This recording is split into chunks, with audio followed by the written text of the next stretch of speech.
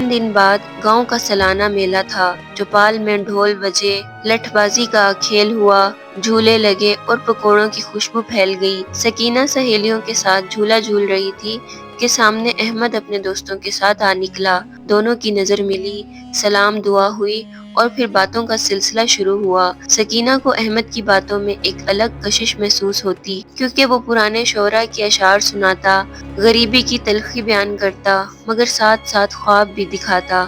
Be B G, اگر دولت ہاتھ آئے تو میں سب سے پہلے اپنی ماں کو محل میں رکھوں گا۔ یہ خواب سکینہ کے دل کو بھا گئے۔ وہ اکثر احمد سے چھپ کر ملنے لگی، کبھی بیری کے درخت کے نیچے، کبھی کھیتوں کے کنارے۔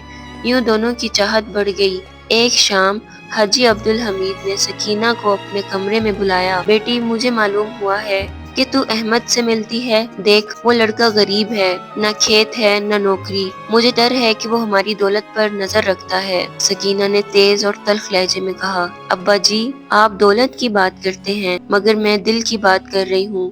مجھے احمد پسند ہے اور میں صرف اسی سے شادی کروں گی۔ عبدالمجید نے بیٹی کی ضد کو دیکھ کر کہا، یاد رکھ بیٹی، ضد کے انجام اچھے نہیں ہوتے۔ باپ کے لاکھ سمجھانے کے باوجود سکینہ نے احمد سے شادی کر لی۔